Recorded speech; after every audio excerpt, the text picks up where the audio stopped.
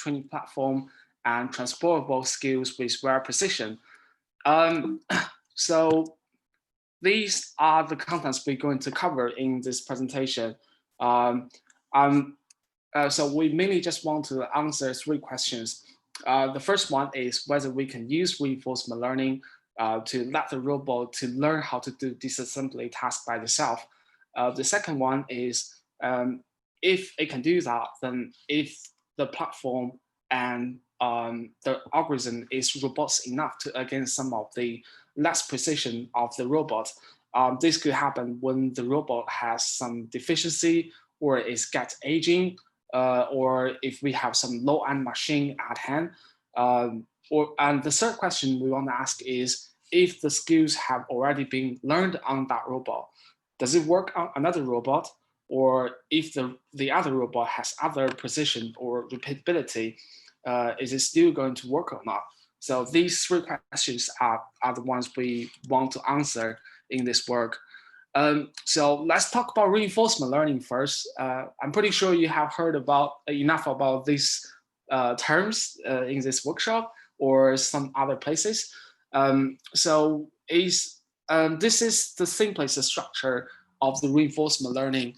What the difference from the traditional way of learning is like has been introduced by Dr. Liu, that is by trial and error instead of programming error situation beforehand.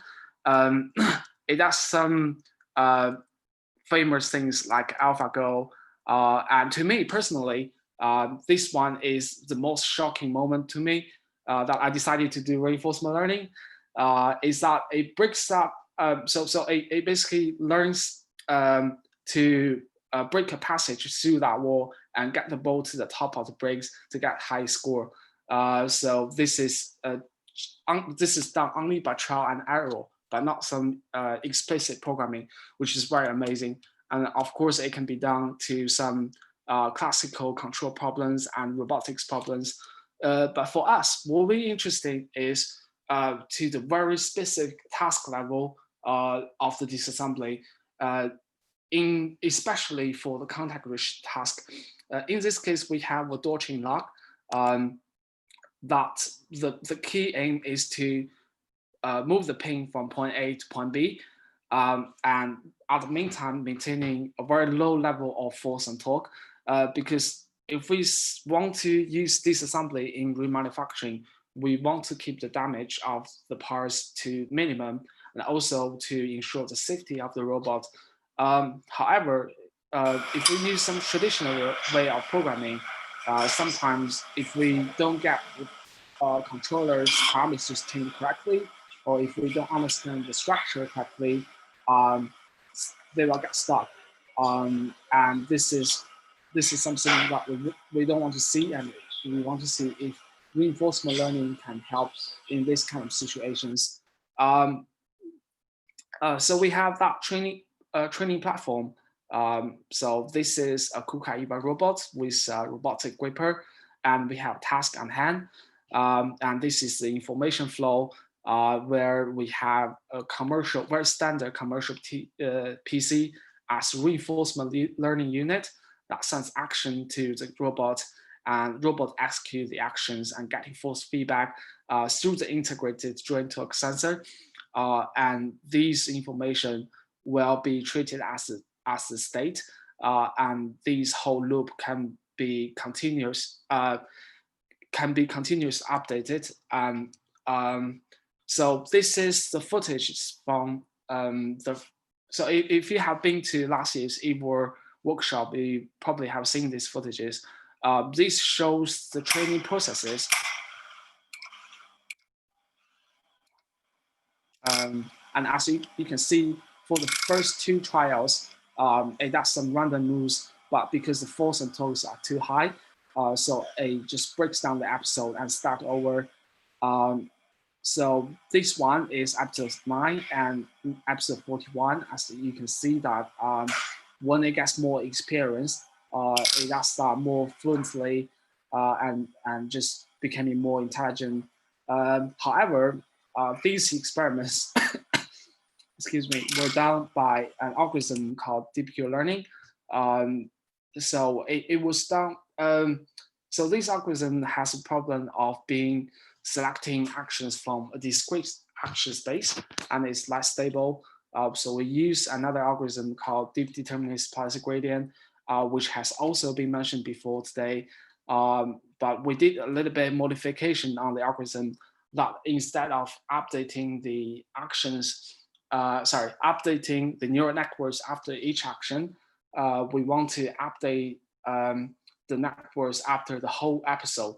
So in that way, we can save time, save the time transmitting information backward and forward between each actions. And this way, we can also make this updates more stable, as being suggested by some papers. And I remember there, excuse me, there have also been some questions asked about other algorithms, for example, like T3D or TRPO. And to my understanding that these architecture can work for the other types of policy algorithms, as long as as long as this can select actions from a continuous action space, then it can be implemented. And in this work, we are not considering the comparison between the algorithms, so we just use this one for simplicity. And also, we have a way to to lower down the precision of the robot manually by adding a Gaussian noise to the action output from the actor network.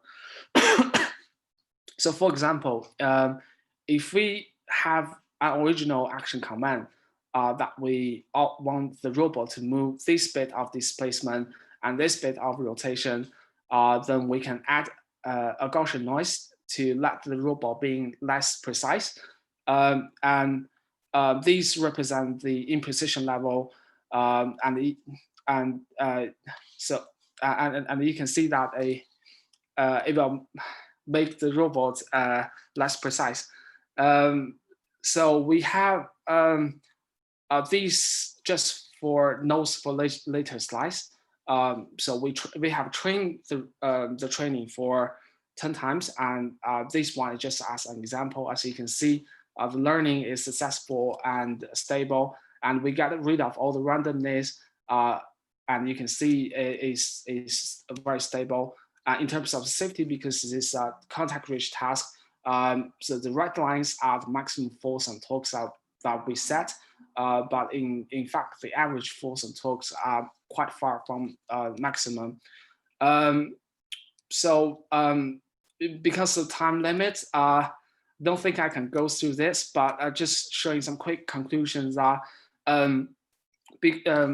so since the imprecision level gets higher, the learned policy becomes more scattering, and it is clearly shown in this graph that this is the more precise robot, and the learned policy is the most stable.